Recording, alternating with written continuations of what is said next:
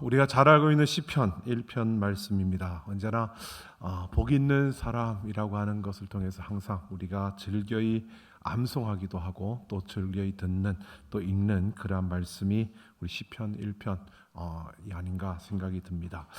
시편 1편은 시편 150편 가운데 제일 처음 나오는 이러한 시로서 시편이 어떤 시인가를 보여주는 하나의 어떤 타이틀과 같은 그러한 시입니다. 그래서 이 시편을 보면 우리가 1절부터 6절까지 쭉 있는데 제일 처음에 복 있는 사람은으로 시작해서 맨 마지막에 보면 망하리로다라고로 끝납니다. 그러니까 복 있는 사람과 망함, 그러니까 복과 망함이라는 두 극단적인 그러한 것을 양쪽에 딱 배치해 놓고 이 시가 전개되어지는 겁니다.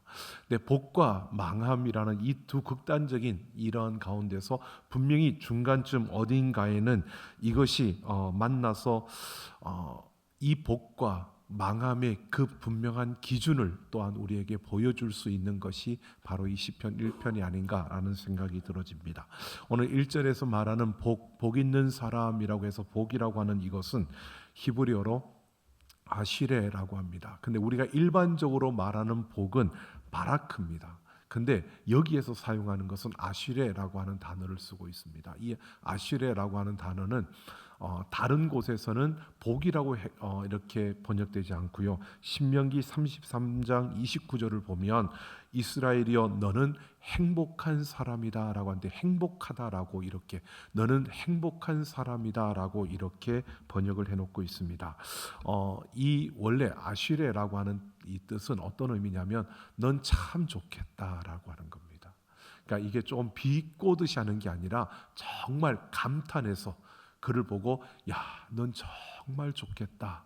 이게 지금 아시레라고 하는 것을 말하고 있는 이 단어가 우리에게 표현해주고 있는 겁니다. 자, 우리 옆사람하고 해볼까요? 집사님 참 좋겠습니다.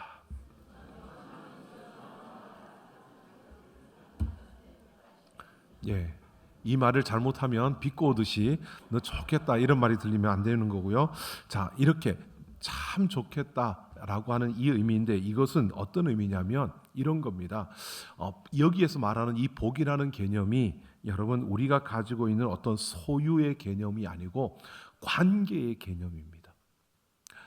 그러니까 복 있는 사람이라고 하는 것은 내가 어디에 소속되어져 있느냐, 내가 누구와 연결되어져 있느냐를 우리에게 말해주는 거고 결국 하나님과 연결되어져 있고 하나님께 속한 사람은 복 있는 사람이다라고 하는 것을 우리에게 말해주고 있는 그러한 부분입니다. 여러분, 그래서 우리의 신앙은 어떤 의미에서 내가 소유와 어떤 행함의 그런 부분이 아니라 우리의 신앙은 우리가 어디에 속하고 누구에게 속하느냐 여기에 부분을 달려 있는 겁니다. 그래서 매일매일 우리가 나는 그러면 매일 하나님 안에서 살아가고 있는데 여러분 정말 하나님 안에서 살아가고 있는가를 보면 그러지 않을 때가 많은 거예요. 우리가 세상 속에 나아가 살다 보면 하나님의 이름으로 나아갔고 하나님께 속했다고 하는데 가끔씩 아니 자주 우리는 어떤 일에 소속되어지고 또 사람들의 소리에 소속되어지고 어떤 사람들의 끌림에 소속되어지고 우리가 계속 내가 하나님께 소속되어지지 않는 이런 상황 이런 일들이 우리 앞에 벌어지는 겁니다. 근데 복 있는 사람은 하나님과의 관계 속에 있는 거고 그래서 우리의 신앙은 매일매일 매 순간순간 내가 누구에게 속해 있느냐 나는 나의 주인이 누구이냐라는 것을 우리가 생각하고 그것을 물으면서 거기에 답하며 살아가야 하는 겁니다. 여러분 그래서 우리는 항상 우리가 생각을 한다 그러잖아요. 생각은 제가 계속 말씀드리는 것처럼 내 자신과 대화하는 겁니다. 내 자신과 대화하는 게 생각하는 건데 여러분 내가 어떤 일들 할 때 생각할 때 어떤 질문을 던지느냐에 따라 우리의 답이 나오는 것처럼 어떤 답이 나오느냐가 달라지는 것처럼 여러분 우리가 항상 내 자신에게 나는 지금 누구에게 속해 있는 거지? 내가 지금 이런 일을 할 때 내 주인이 하나님이라면 내가 하나님께 속했다면 나는 어떻게 해야 되는 거지? 내가 어떻게 하는 게 하나님께 속한 것을 보여주는 것일까? 우리는 스스로에게 이걸 묻고 답을 하면서 우리는 살아가야 하는데 우리는 그러지 못하고, 왜? 바쁘다 보니까, 복잡하다 보니까, 할 일이 많다 보니까 계속해서 이런 생각은 하지 않고 그냥 행동으로 하다가 보면, 물으면 하나님이 나의 주인 맞는 거 아니야? 이렇게 말하지만 실제로 내가 하나님이 주인이라고 생각한다면, 하나님이 나의 주인일 때 나는 어떻게 해야 되는 거지? 하나님이 나의 주인이라면 나는 이 순간에 어떤 모습으로 보여져야 될까? 어떻게 내가 선택해야 될까? 이것들을 끊임없이 나는 질문하고 대답하면서 이 생각 속에서 살아가야 되는데, 우리는 생각하지 않고 살아가는 거죠. 그 하나님을 생각하지 않는 것 뿐만 아니라 좀 더 심하게 우리는 하나님의 존재도 잊어버리고 살아갈 때가 더 많은 게 우리 일상의 삶이라는 겁니다.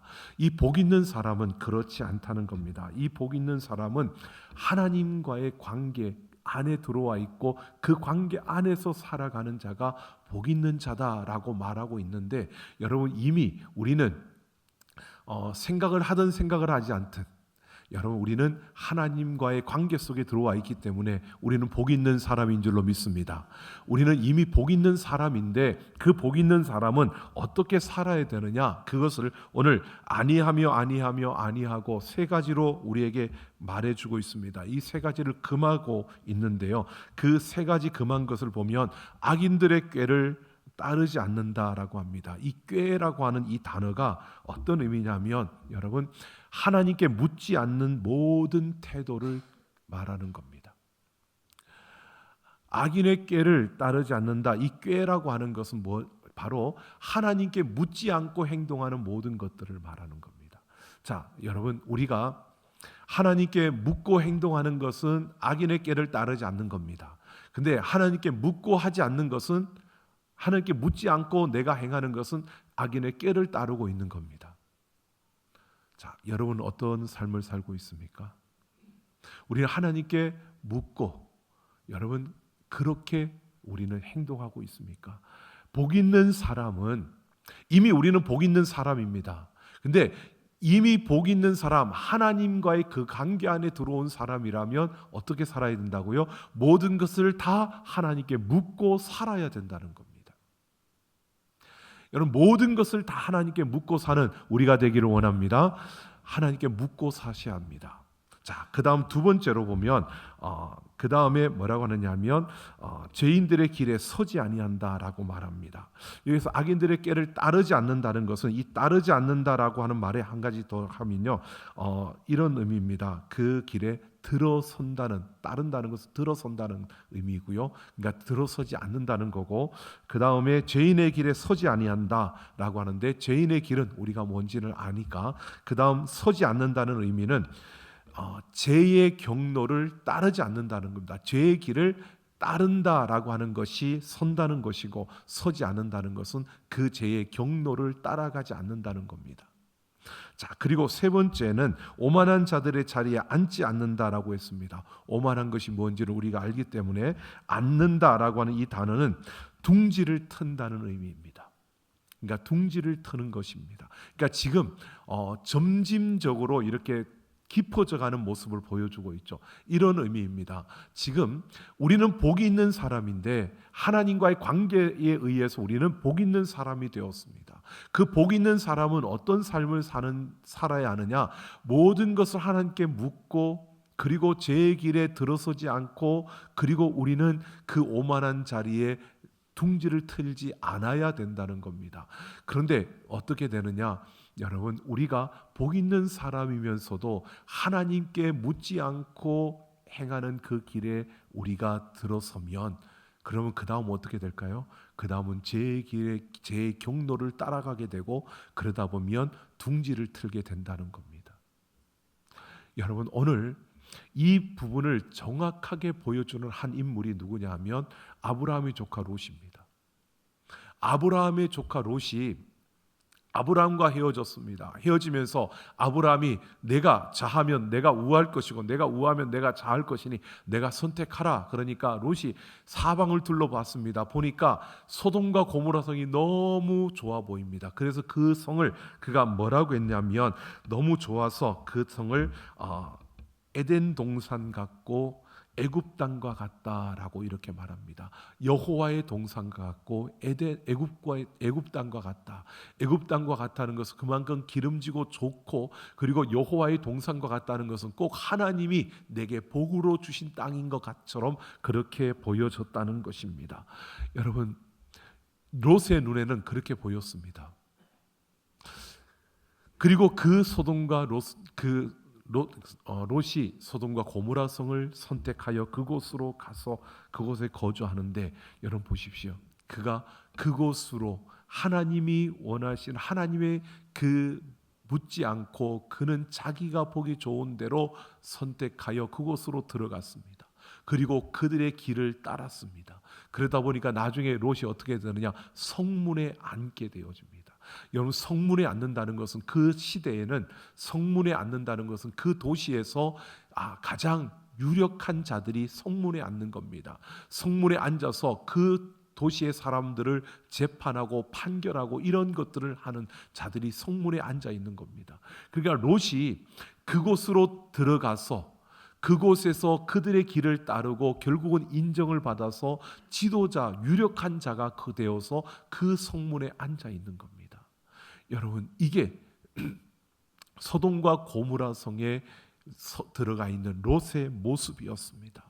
그는 아브라함과 함께 갈대아 우르를 떠나서 그 아브라함을 따라서 나왔던 복된 자였습니다. 근데 그 복 있는 자가 하나님께 묻지 않고 그 길로 들어갔다가 죄의 길에 따르고 그리고 거기에 둥지를 트게 되는 이 모습을 보여주는 겁니다. 결국 소돔과 고모라가 멸망할 때 그들은 거기에서 나올 수밖에 없는 이런 상황이 그 앞에 펼쳐진 것입니다. 여러분, 오늘 우리는 분명히 이것을 보아야 합니다. 우리는 복 있는 사람입니다. 그러기에 하나님과의 그 관계 속에서 그 하나님 안에서 우리는 이 세상을 살아가는 겁니다.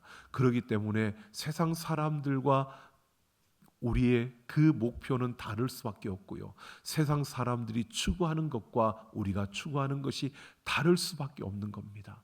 그래서 우리가 그걸 어떻게 다르게 가져야 되느냐, 여러분, 그걸 모른다 할지라도요, 우리는 물어야 합니다. 우리의 삶의 모든 것을 하나님께 묻고 나아가는 우리가 되기를 소망합니다. 물으면서 그 답을 찾는데 그 답이 보여지지 않으면 여러분, 내 자신에게도 한번 물어보십시오.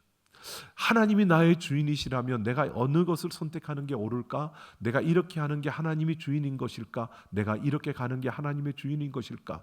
여러분, 우리가 생각해 보시면 아실 거 아닙니까? 우리가 하나님의 말씀을 들었고 하나님과의 관계 속에 있기 때문에 우리가 생각할 때 여러분, 우리의 생각을 성령께서 주관하여 주시고 성령께서 우리 가운데 깨우쳐 주시고 기억나게 하시고 생각나게 하실 줄로 믿습니다. 그래서 우리는 생각해야 되는 겁니다. 생각하고 행동하셔야 됩니다. 하나님의 자녀로서 우리가 나아갈 때 생각하고 또 한 걸음 더 나아간다면, 조금 더 여유를 갖는다면 하나님께 꼭 물으시고 그 묻는 가운데서 하나님의 답을 들으시면서 우리는 꼭 묻고 내 마음대로 갈 때가 많습니다. 그런 이야기 하십니까? 중국의 어느 한 시대 나라에 점을 치며 왕이 점을 치면서 그 나라를 다스렸답니다. 근데 항상 왕이 그랬답니다. 점 치는 사람들을 데려놓고 이 일은 어떻게 할까? 그리고 점을 치면 왕이 또다시, 그리고 점을 쳐서 나오면 또다시 근데 어느 한순간 되면 그래, 그거로 가자, 그렇게 했답니다. 뭘까요? 자기 마음대로. 왕의 마음에 안 들면 다시, 왕의 마음에 안 들면 다시, 그랬다가 왕이 마음에 들면 그대로 가자, 이렇게 했다는 겁니다. 여러분, 그게 점을 쳐서 다스린 나라일까요? 왕의 마음대로 다스린 나라일까요? 왕의 마음대로 다스리는 거죠. 여러분, 우리가 하나님의 뜻을 구하는 것도 마찬가지예요. 물었는데 들어야지요. 하나님이 어떻게 답을 하시는지 들어야 되는데 듣지 않고 계속 나가면 뭐죠? 내 욕심대로 가는 겁니다. 또 답이 주어졌는데도 내 마음에 안 든다고 또 계속 기도하고 있으면 어떻게 해요? 그 또한 내 마음대로 가는 겁니다. 여러분, 우리가 하나님께 묻고 들으면서 나아가는 그 걸음을 걸어갈 때 그것이 복된, 복 있는 자의 걸음임을 말해주는 겁니다. 그런데 어떻게 우리가 이렇게 살아갈 수 있을까? 어떻게 우리가 물으면서 우리가 그 죄악의 길을 따르지 않고 거기에 우리가 둥지를 틀지 않고 살아갈 수 있을까? 여러분, 그래서 이 부분을 가지고 우리 종교 개혁자 루터가 그렇게 말한 겁니다. 새가 내 머리 위를 날아가는 것을 내가 막을 수는 없지만 그 새가 내 머리에 둥지를 트는 것은 내가 막을 수 있다라고 말한 겁니다. 우리가 죄악으로 세상이 우리를 유혹하고 미혹하고 우리를 계속 우리의 욕심을 건드리고 우리의 삶을 위협하는 것, 이건 우리가 어떻게 할 수 없지만 그것들이 내 안에 들어와서 자리를 잡게 만드는 것은 내가 막을 수 있다라고 하는 것을 루터가 그렇게 말하고 있는 겁니다. 어떻게 그게 가능할까? 오늘 2절을 보면 여호와의 율법을 즐거워하여 그 율법을 주야로 묵상하는도다라고 말하고 있습니다. 하나님의 말씀을 즐거워하여 그 말씀을 주야로 묵상하는, 역시 또 말씀을 읽으라고 하는구나 그렇게 생각할 것 같은데요. 이 즐거워한다는 것, 저는 여기에 여러분들이 좀 방점을 찍었으면 좋겠습니다. 이 즐거워한다는 것은요, 사랑하기 때문에 주어지는 그 즐거움을 말하는 겁니다. 여러분, 하나님 말씀을 사랑하십시오. 하나님 말씀을 사랑하십시오. 예, 이게 우리에게 필요합니다. 사랑하는 마음이 우리에게 일어나야 합니다. 정말 사랑하는 그 마음이 우리에게 있어야 합니다. 사랑하면 바뀌어집니다. 사랑하면 갖고 싶습니다. 사랑하면 누리고 싶습니다. 사랑하면 놓고 싶지가 않습니다. 사랑하면 그것을 붙들고 싶습니다. 그러면 우리는 그 사랑하면, 말씀을 사랑하면요, 그 말씀 속에서 펼쳐지는 그 아름다운 그 역사들이 우리의 삶의 열매로 맺어지게 되고요, 우리는 그것을 경험할 수 있게 되어지는 겁니다. 그럴 때 송이꿀보다 단 하나님의 말씀을 우리가 먹을 수 있고 그것을 우리가 경험할 수 있는 겁니다. 여러분, 우리가 오래도록 신앙생활 했는데 하나님의 말씀이 달다라고 느껴본 적이 없다면 여러분, 우리 회개해야 합니다. 그만큼 하나님 말씀을 덜 사랑한 겁니다. 정말 하나님 말씀을 사랑해서 여러분, 우리가 그 말씀이 달다라는 것을, 그 말씀이 너무 좋다는 것을 여러분 경험할 수 있는 우리가 되기를 소망합니다. 그렇게 되길 원합니다. 그렇게 될 때 우리는 복 있는 자로서 악인의 그 꾀에 빠지지 아니하고 죄인의 길에 서지 아니하고 오만한 자의 자리에 앉지 않는 이런 삶을 살아갈 수 있다는 겁니다. 여러분, 우리의 힘 다른 것이 아닙니다. 하나님의 말씀을 사랑하는 데서 주어지는 겁니다. 여러분, 그 말씀이 우리에게 의무로 다가오고 우리에게 어떤 해야 되는 일로 다가오면 그것은 무거울 수밖에 없고 그것은 우리를 힘들게 할 수밖에 없습니다. 근데 그 말씀을 사랑하면요, 다 모든 것이 다 바뀌어집니다. 여러분, 사랑하면, 여러분 결혼하기 전에 사랑해 보셨죠? 예, 안 해보셨나요? 그냥 만나서 며칠 만에 결혼하셨나요? 사랑하셨죠? 예, 사랑하니까 어떤가요? 보고 싶죠? 그래서 같이 있고 싶어서 결혼하신 거 아니에요? 지금 왼수가 돼서 안 되죠? 여러분, 사랑하다 보니까, 만나고 사랑하다 보니까 더 보고 싶고 더 가까이 있고 싶고 함께하고 싶고, 근데 함께하다 보니까 자꾸 힘드니까 여러분 어떻게 해요? 그냥 떨어져 있으면 더 좋겠다 그렇게 생각한, 그건 결국 뭐냐 하면 사랑이 식어지는 겁니다. 아니, 그 사랑이 더 깊어져야 되는데 우리가 생각하는 그 사랑은, 인간의 사랑은 얕잖아요. 그러다 보니까 이 얕은 사랑이 바닥을 드러내는 거죠. 근데 그 사랑이 깊어지는 것은요, 다른 것이 아닙니다. 그 사랑 가운데서 여러분 그 만남의 그 깊이가 더하여지는 것은요, 우리가 정이라고 말하기도 하고 세상에서는 어떤 그 아이를 낳고 그 오랜 산 세월이라고도 하는데, 그런 것보다도요, 우리가 그 영적으로 또 그 하나 되어지는 이 모습 속에서 그 깊이가 달라지는 겁니다. 그러니까 사랑은 젊었을 때 만났을 때 그 사랑의 모습이 조금 더 결혼해서 조금 더 지나가면 다른 모습으로 그 사랑이 보여지고요. 그 사랑이 점점 더 깊어져 가면서 나중에는 여러분 그냥 같이 함께 있으면, 그리고 같은 일을 바라보기만 해도 같은 생각, 같은 이야기를 할 정도로 이렇게 깊어져 가는 이 사랑이 필요한데, 그게 아니라 그냥 그 옛날 그 사랑만 생각하니까 그때는 좋았는데, 그때는 이랬는데, 지금은 안 그렇고 그때는 이랬는데, 그러다 보니까 그 얕은 사랑에만 매달려 있으니까 어떻게 해요? 천생왼수가 되는 거죠. 그게 돼서는 안 되는 겁니다. 우리가 사랑의 깊이를 더해가는 겁니다. 똑같은 그 사랑이 아니에요. 사랑의 깊이를 더해가면 인생의 같은 길을 걸어가면서 여러분 그 길에서 만나서 같이 경험하는, 여러분 그 경험도 그냥 인생의 경험이 아니라 살아계신 하나님을 같이 경험하고 하나님의 말씀의 그 은혜와 능력을 같이 경험하면서 그 길을 걸어가면 그 깊이는 남다를 수밖에 없고요. 그 깊이를 더하여지다 보면 결국 같은 것을 보게 되고 같은 것을 생각하게 되고 같은 것을 이야기하게 되는 이런 모습들이 보여지는 것을 보게 됩니다. 제가 가끔 길을 가다가 그런 부부들을 봅니다. 나이가 있으신데 두 분이 이렇게 팔을 꼭 끌어안고 가는, 특히 남자는 그냥 걷는데 여자분이 이렇게 꼭 끌어안고 이렇게 걷는 이 모습을 뒤에서 이렇게 가끔씩 볼 때 제가 어떤 마음이 드냐면, 저 부분은 참 행복하게 보인다라는 생각이 들어질 때가 있습니다. 근데 그것이 여러분 그러기가 참 어려운데, 우리 옛 어른들을 보면 앞에 남자 가고 여자 뒤에 가고 그렇게 쫓아가는데, 그게 아니라 이렇게 함께 할 수 있는, 나이가 들면서도 그곳을 함께 바라볼 수 있고 같은 것을 이야기하며 나아갈 수 있다는 것, 이게 얼마나 아름다운지 모릅니다. 오늘 성경은 우리에게 이렇게 말합니다. 우리가 사랑하면 바뀌어지는 겁니다. 근데 뭘 사랑하느냐? 하나님을 사랑하라는 겁니다. 하나님을 사랑한다면 그 하나님의 말씀을 사랑하라는 겁니다. 여러분 하나님 사랑하시죠? 하나님 사랑하시죠?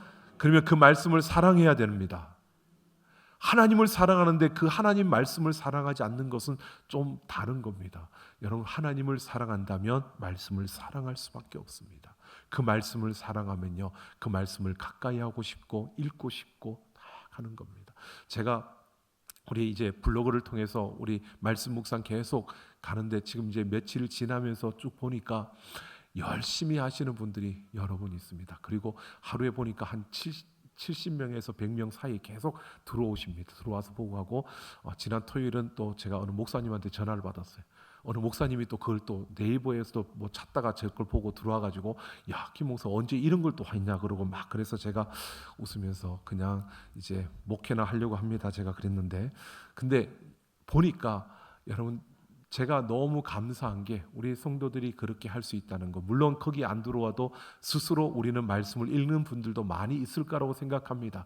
그러나 정말 여러분들이 다른 어떤 것보다 하나님을 말씀을 사랑해서 그 말씀을 통해서 여러분의 삶에 살아계신 하나님을 경험할 수 있는 하나님의 놀라운 역사가 여러분의 삶의 열매로 맺어지는 그러한 일들이 우리 가운데 일어나기를 예수님의 이름으로 축원합니다.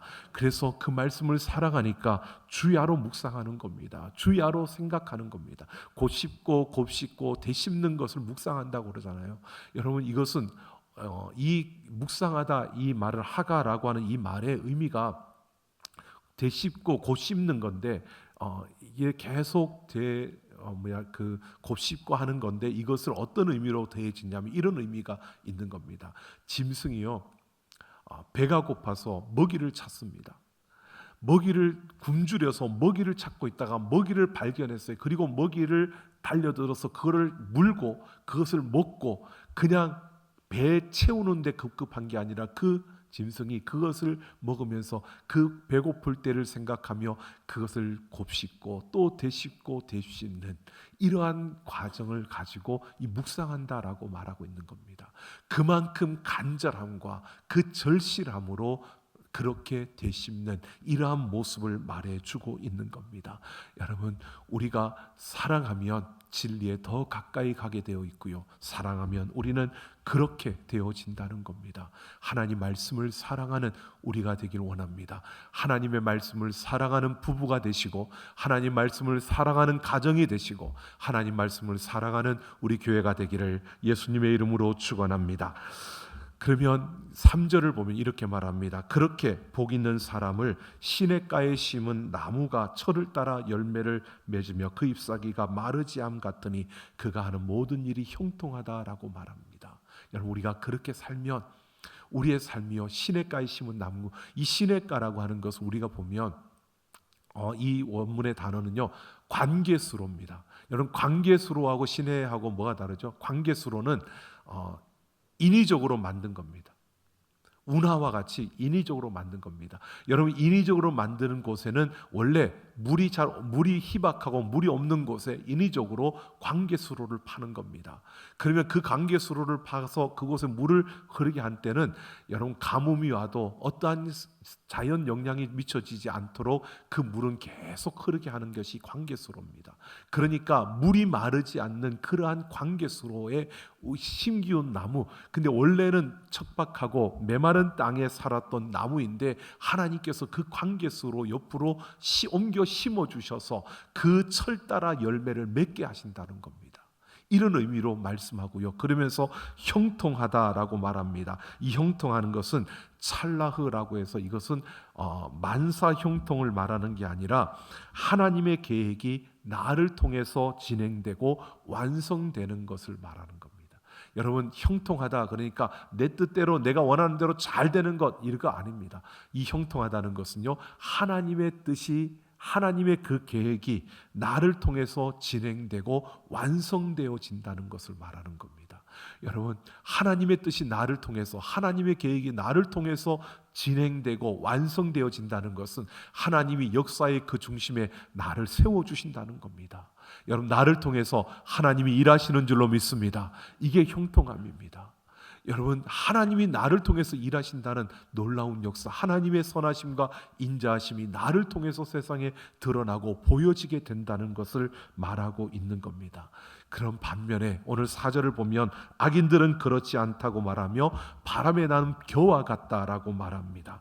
여러분, 의인들은 나무인데 악인들은 겨입니다. 나무는 바람에 흔들리지는정 쓰러지지 않고 세워져 있지만 겨는 여러분 그 쭉쟁이입니다. 그건 바람 불면 그냥 날아가 버리는 것입니다. 즉 남는 게 없다는 겁니다.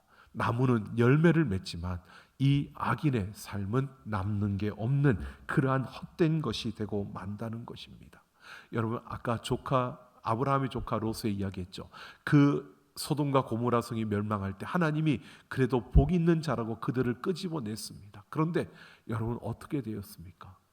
그들이 끄집어 나오면서 그 롯의 그 아내는 뒤를 돌아보다가 소금 기둥이 되었고, 롯은 여러분 피해서 나왔는데 그 두 딸과 더불어서 그 자녀를 낳게 되고, 그래서 그 후손들이 모압과 암몬 족속이 되었습니다.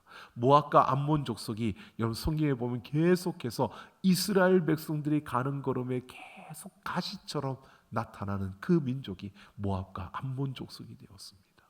여러분, 악인의 그 자리에 둥지를 틀고 앉은 자들의 모습이, 그 최후가 어떠함을 오늘 우리에게 보여주고 있는 겁니다. 그러면서 5절을 보면 악인들은 심판을 견디지 못하며 죄인들이 의인들의 모임에 들지 못한다라고 말하고 있습니다. 악인들이 심판을 견디지 못한다는 이 심판은 마지막 심판이 아니라 역사가 흘러가운데 역사의 심판을 말하는 겁니다. 일시적인 그러한 역사의 심판, 세상 속에서 나타나는 그 심판의 모습을 말하고요.